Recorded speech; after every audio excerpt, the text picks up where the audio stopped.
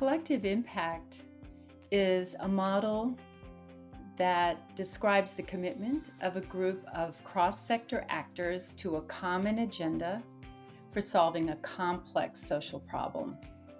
And it was first observed and written about by John Kania and Mark Kramer in the Stanford Social Innovation Review in 2011.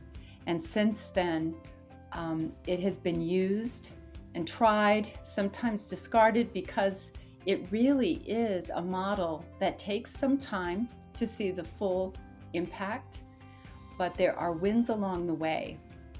And it's the method that Meet the Need uses, because certainly meeting the need of persons with IDD across the state of North Carolina is complex. If someone had figured it out and it was working well, we wouldn't need a collective impact initiative.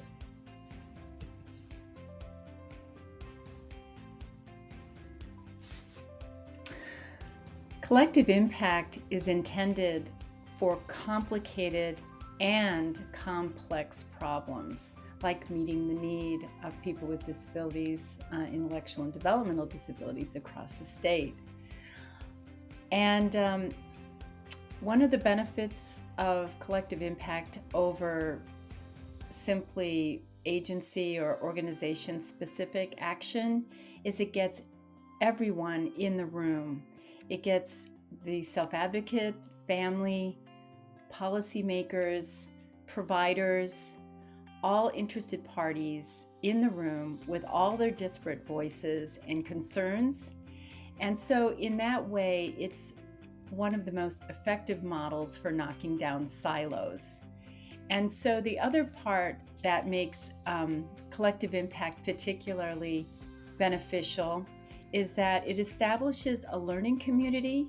It's right from the onset understood that if this problem were easy, someone would have solved it already. And so therefore, we need to learn from each other, hear what has been tried, how it's worked, what hasn't worked, and understand the landscape of all that has been learned, perhaps in the state, across the country, and across the world, that we can incorporate into our understanding of the problem. So it really is a way of closing the door and making sure that everybody's in the room.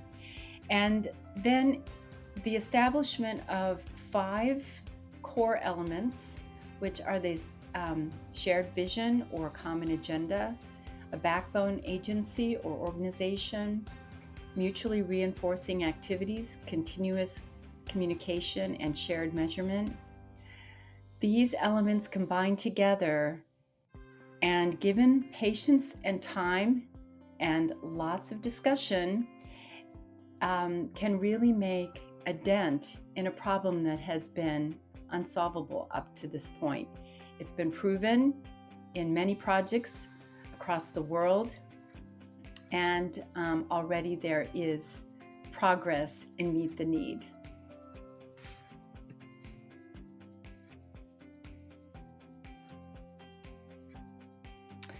Achieving large-scale change through collective impact involves 5 key conditions for shared success.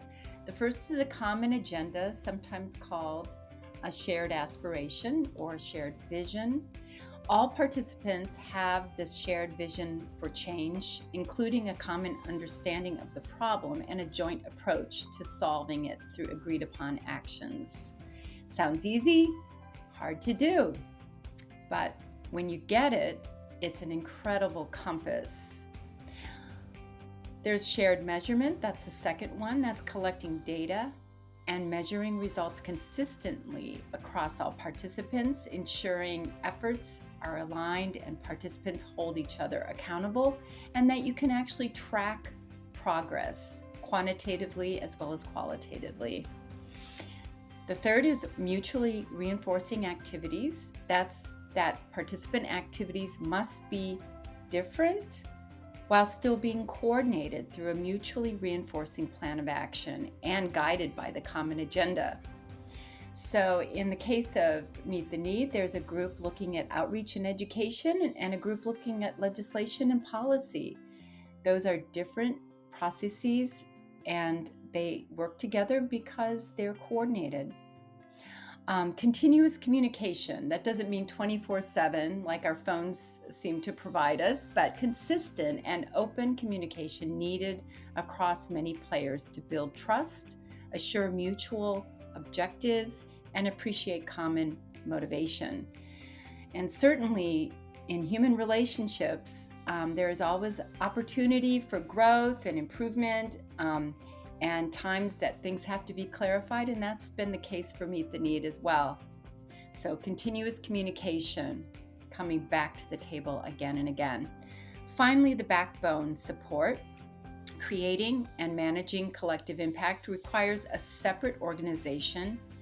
It's not a group of volunteers or just sort of willy-nilly decision who's going to facilitate this meeting. There is a dedicated staff that wakes up thinking about this, and a specific set of skills to serve as the backbone for the entire initiative and coordinate these participating organizations and agencies and people.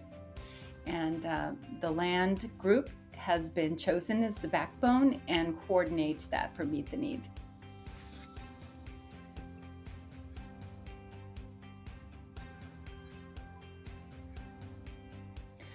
The backbone organization for a collective impact initiative is so important in terms of setting the tone and providing the way for the group to establish trust and to see itself as a learning community while not abandoning the common agenda that they come up with. So leadership in respect to the backbone is not just a matter of convening meetings or tracking progress. It really is a facilitative process, and facilitators by their very nature do not come across as experts, and yet they're very, very interested and committed to the problem at hand. This is very much the case for LAND and MHTA, which is the backbone organization for Meet the Need. They are deeply committed individuals who present themselves with a great deal of kind of neutrality towards all of the stakeholders, and yet they provide the leadership when people want to sort of splinter into separate groups. I think of a backbone organization, if you think about a backbone and how it really holds the body together, that is what Meet the Need is getting from LAND as well, holding the body of people together and really safeguarding and championing, and when needed, tweaking and changing the shared vision and common agenda as more is learned and times change. So backbone is extremely important to a successful collective impact initiative.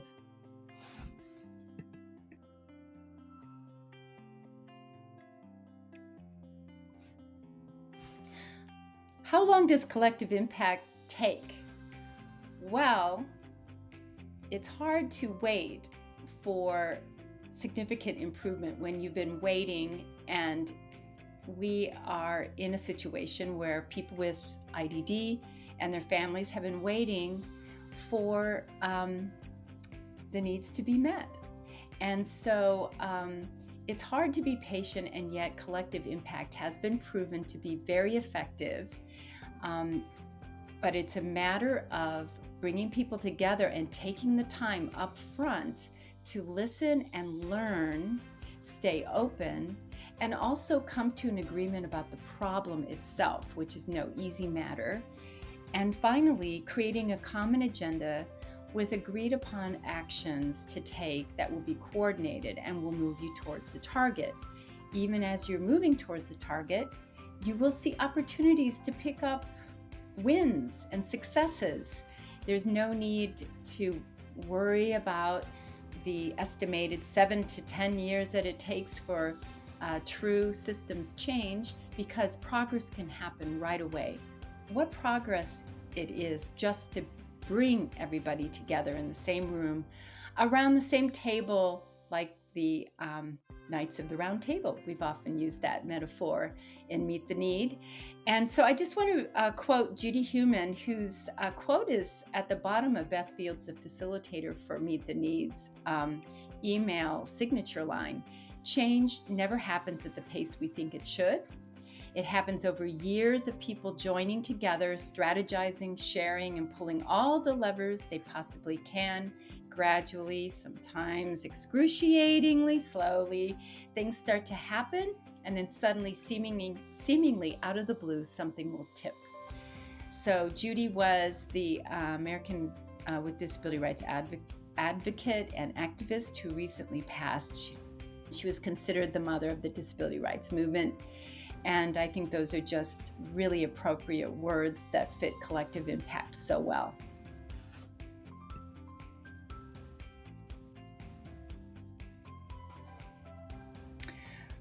What are the key challenges that can derail a collective impact process?